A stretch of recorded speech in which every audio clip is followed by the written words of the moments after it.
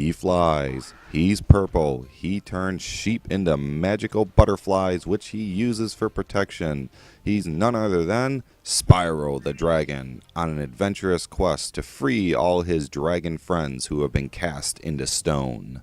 You start off your quest in a nice open world environment, choosing from whichever worlds are available in this world. You also destroy enemies by breathing fire or ramming into them for treasure. And once you defeated all the enemies for their treasure, you then can go back and defeat enemies for silver orbs, which once you collect 20 of them, you get an extra life. Yay! And there are extra lives hidden throughout the area in the stages. They are in purple boxes that kind of got eyes hanging out from them. They kind of stare at you. Knock them open, there's a little silver dragon inside. Collect it, you got yourself an extra life, buddy. And you're going to need them because the camera angles in this game can get a little screwy and can throw you off balance when you think you're going one direction and you're really going to the other towards your death. And the camera angle is only really one of my few major complaints about this game. There are certain times where I just can't get the camera to turn around and it's stuck on a wall, or it just won't go one direction. And it doesn't matter which you set the camera on, whether you set it on manual or you pretty much set it on automatic where he's always kind of behind you. It still doesn't work 100%. It's kind of like Super Mario 64, where you can set the camera angle a certain way, but it still restricts you in some other ways. That's my only major complaint. That's what makes the game, I think, a little bit too hard, is the camera angles are a little bit off, and it's actually really frustrating half the time. Like I said, this doesn't make the game unplayable, just challenging. Everything else is spot on, but to the hit detection, to the controls, everything works very well, everything is very fluid. You can use the analog stick or the digital D-pad if you'd like. It does have the rumble feature, which was something fairly new at the end of '98, after the introduction of the DualShock controller for PlayStation. As a teenager using the DualShock or the analog sticks, I was kind of hesitant. I wasn't used to it. And what was weird is when I was recording this footage, without even thinking about it, I was using the analog sticks as if I'd used it all my life. And trying to play the game with the D-pad today just feels unnatural, and it's like I almost can't play the game. Kind of like how I felt with the analog sticks when they were first introduced. Now also, this game did push the limits as far as what the PlayStation could do.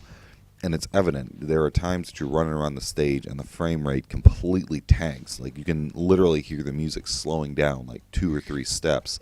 I got mainly one good example is when menus pop up, you can literally hear the music just slow down, and it just feels like the game's getting real choppy. That also happens when you're also fighting enemies as well, so it's something that seems to happen pretty much all the time. It's like they pack too much into this game. Here's an example.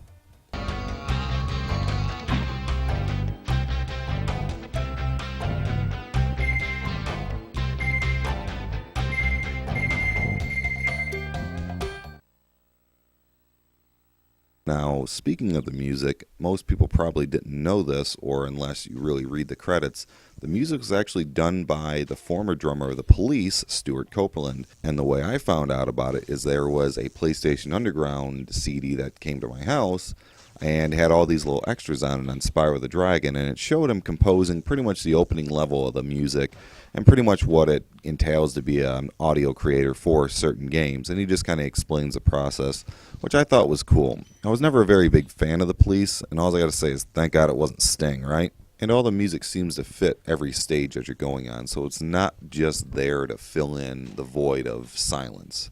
You know, it literally does feel like, okay, this music does belong in this stage. All right, this is what I should be hearing if I'm on a certain stage like this, and so on and so forth.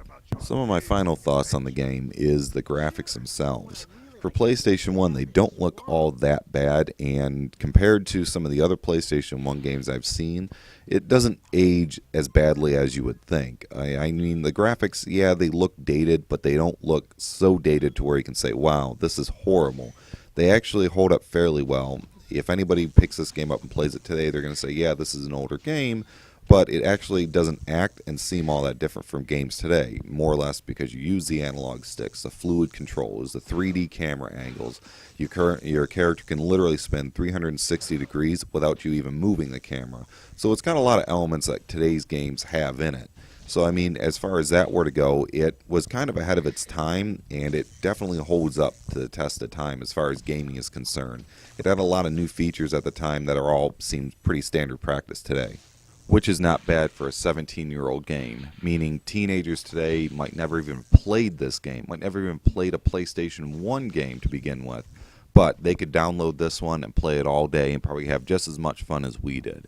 Well, on that note, I'm going to let you go. I'll see you all next time.